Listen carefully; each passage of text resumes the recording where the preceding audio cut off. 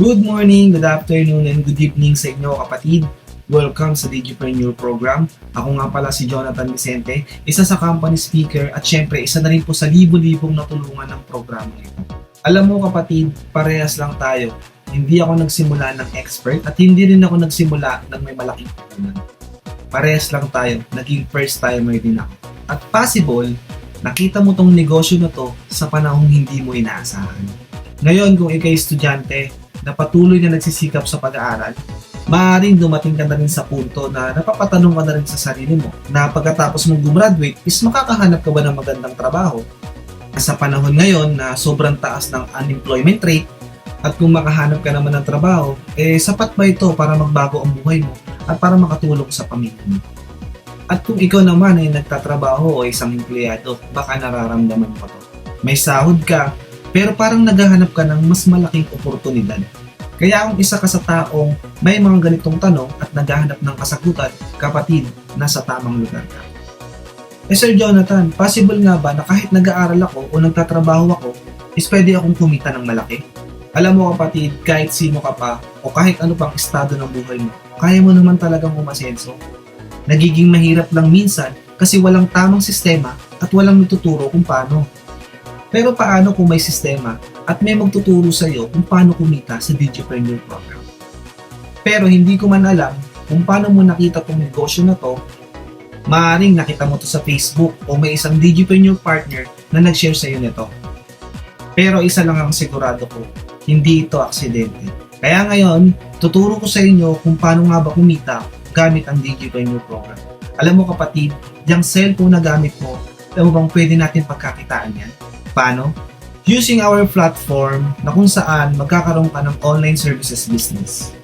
So meron po tayong iba't ibang services na pwedeng i-offer sa mga tao. Una na po dyan siyang ating bills payment. Sa bills payment po, lahat na nagbabayad sa iyo ng bills o dyan sa area mo, kapitbahay mo man, kamag-anak mo o kahit hindi mo kakilala, is pwede ka mong pagkakitaan. Every transaction ng bills payment, pwede kang kumita ng 10 pesos, maliit man yan o malaki, so yun po yung itam. Okay? So, pangalawang services natin is yung tinatawag nating remittances. Sa remittance, lahat ng nagka-cash in, yung mga gamit nila mga e-wallet, GCash man yan, Maya man yan, o bangko, is pwede nang sa inyong magpatransact. Okay? So, ang kitaan po dito is nakadepende po sa inyo. Alright? So, for example, may magpapakash in sa inyo ng 5,000.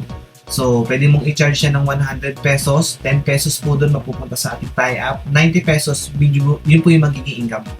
Okay? So, next, yung pangatlo nating services is yung tinatawag nating loading. Ayan. So, lahat naman ng may cellphones at SIM card is magiging market mo.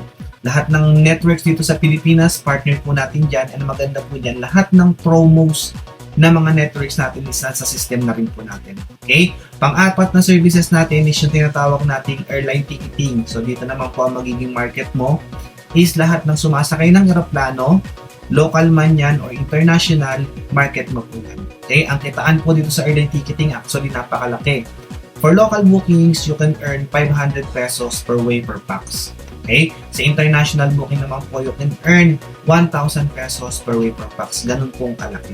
Okay? So, dyan po, local and international is meron po tayo niyan. So, sumunod po na services natin o yung panglima is yung tinatawag nating hotel booking. So, pwede mong i-partner yan doon sa airline ticketing mo kasi lahat ng mga maalokan mo ng ticket is pwede mong alokan din ng hotel. So, hotel naman po natin nakitaan dyan is 5% in every transaction. For example, meron kang hotel booking na 10,000, automatically 5% yung sa'yo doon, which is 500 pesos. Alright? So, sumunod na services natin, yung pang-anim natin is yung tinatawag nating travel and tours. So, dito naman po ang i-offer mo is yung tour package na po. So, yung mga may activities na nakasama, like snorkeling, island hopping, yung mga ganun po. Okay? So, ang kitaan naman po dyan is up to you kung magkano yung markup mo, but ang minimum po is 200 pesos. Okay? So, depende, itaas mo yan kung gusto mo. No? Then, per pax po yun. No? Then, yung sumunod po, yung pampito, yung tinatawag nating accident insurance. Okay? So, yung mga kakilala mo na nagmo-motor, okay, yung mga all types of vehicle, basta na-aksidente sila at insured sila ng Phil British kasi Phil British po yung pinaka-partners natin dito, is pwede mong alukan. Okay? So, ang kitaan po dyan is depende po sa inyo, but ang minimum po namin dyan is 300 up to 1,000 pesos. Okay? So, yun po siya. Then, pang 8 po natin is yung tinatawag nating life plan o yung pamilyar kayo sa St. Peter. So, partners po natin yan. So, pwede rin po kayo mag-alok ng life plan. Okay? So, yan po is malaki din po ang kitaan. So, nakadepende po sa plan na kukunin ng kliyente mo yung kikitain mo. Alright? Then, yung pang-shampoo natin is yung tinatawag nating Lotto business. Okay? So, familiar kayo sa Lotto.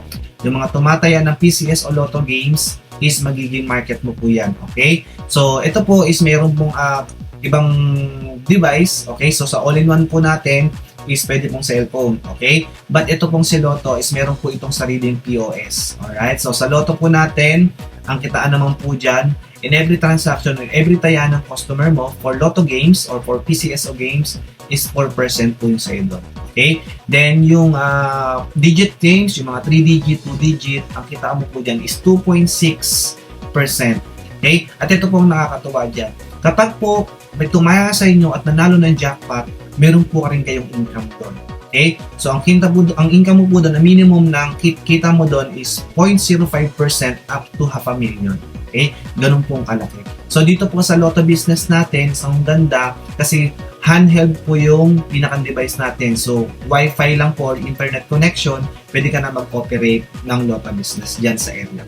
Okay? So, yung sumunod po natin na pwedeng pagkakitaan is yung mga health and beauty products natin. So, meron po tayong mga products din dito like yung ating coffee. Ayan, yung coffee po natin is 12-in-1 herbal po yan. So, kung may kakilala kayo na nahilig magkape at tumataas na yung acid and sugar level, pwede nyo pong i-offer yan. Okay? Then, yung ating dalawang klase ng sabon, ayan po sila. So, meron po dito yung Gluta Coco Berry. Ito po, most recommended po sa mga taong gustong magpuputi, gustong magpakinis ng mukha. Ayan, pwede po yan. Okay? Then, yung ating tea tree soap, ito naman po is very recommended sa mga taong may skin allergies, skin diseases. Doon meron din po tayo mga pwedeng i-recommend sa mga may mga body odor kasi may tawas na po itong kasama. Alright? Then, lastly, yung ating barley. Ayan, so alam naman natin na ang dami na nagkalat na barley sa market. But yung kaibahan ng barley natin is pure barley po yan and made from Australia. Okay? So, kung may mga kakilala naman kayo na nahihirapan dumumi at humihina yung immune system, pwede nyo pong i-offer yung ating barley. Okay? So, dyan po sa screen natin, naka-flash naman po yung mga kitaan pagdating sa mga produkto natin. Alright? So, yan po siya. Then, syempre, meron din po tayong mga upcoming services. Ayan po. So, una po dyan yung ating visa processing. Sumunod po dyan yung ating pre-booking o shipping. Ayan. And yung ating health insurance. So, probably this year makapasok po yan. Kaya napakaganda po na mas marami ka pong pagkakakitaan pag ginawa mo yung ganitong negosyo. Alright? So, syempre, kapag negosyo, automatically po, meron po talaga yung puhunan. Okay? So, dito naman po sa Digipreneur, hindi nyo naman po kailangan ng napakalaking puhunan. Kasi, bigyan ko lang din po kayo ng trivia. Kapag po nagtayo kayo ng negosyo sa labas na payment center alone, o yung mga bayad ng bills, ganyan, ang kailangan nyo po dyan na ilabas is 500,000. Okay? So, kapag naman po nagtayo kayo ng remittance business, o like yung Palawan, mga ganon, so, ang kailangan nyo dyan is 2 million. Okay? So, kapag naman po kayo nag-put up ng airline ticketing business, alright, ang kailangan yung cash ban yan for local is 300,000. For international is 800,000. Okay, cash ban pa lang po yun. Kapag naman po nakipag-tie up kayo sa mga hotels, okay, ang kailangan yung ilabas dyan is 500,000. Okay?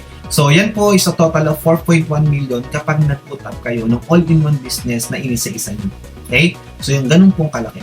Parang good thing po dito sa Digipreneur, hindi nyo po kailangan ng ganyang kalaking pera. Even po pag nagtayo kayo ng loto, kasi pag nagtayo naman kayo ng loto, ang kailangan yung ilabas niyan is kulang-kulang kalahating milyon. Okay? Iba pa po yung mga expenses ng application, iba pa yung operational expenses, so iba pa po yun. So, ang laking pera din po ang kailangan nyo kapag nag-put up kayo ng traditional offer. Parang good thing po dito kay Digipreneur, hindi po natin kailangan maglabas ng ganyang kalalaking pera para magtayo ng all-in-one services o all-in-one business. Meron po tayong tatlong package dito kay Digipreneur. Unang package po natin is yung tinatawag nating satellite office. Kung makikita nyo sa screen, ayan po yung mga sample natin ng satellite office. Ito po is kailangan po ng pwesto. Kung familiar kayo sa mga Cebuana and Luwilier, parang ganun po siya. Alright? So, pangalawang package po natin is yung tinatawag nating Lotto Business. Okay? Sa Lotto Business po natin, yung pwede kayo mag-offer ng Lotto, tama? And may kasama na rin po itong mga services na nabanggit ko kanina. So, ibig sabihin, lahat po yon is kasama na. Okay? So, pangatlong package po natin is yung tinatawag nating premium package. Ito po yung pinakang startup package po talaga natin. Pero po, itong premium package po natin is wala po itong kasamang Lotto. Okay? But ang good thing po, lahat ng services na nabanggit ko using your phone is pwede nyo pong i-operate. Okay? So, ganun po siya. Madali lang pong mag-start sa ganitong klase ng negosyo. Pinaka-requirements lang po for Lotto, kung Lotto po yung pinaka-pipiliin nyo, is kung meron po kayong mga existing business, is pwede nyo pong gamitin yung business permit nyo dyan and then one valid ID. Kung wala naman po kayong existing business, kung ito po talaga yung pinaka-umpisahan yung unang negosyo nyo, ang kailangan lang po namin is one valid ID and NBI. Alright? So, yun po siya. But, dito po yung kung premium package naman po yung pipiliin nyo o yung pinaka-startup package, is one valid ID lang po yung kailangan namin. Okay? Para maumpisahan po natin yan. Okay? So, pwede po kayong nag-fill up ng registration form na isi-send po sa inyo. Then, meron po tayong mode of payment na 4. Okay, so una po dyan, pwede kayong, kung malalayo po kayo, pwede kayong mag-bank transfer or bank deposit. Alright, pwede nyo isend sa GCash. Then, kung malapit naman po kayo sa opisina, pwede po kayong magpunta dyan.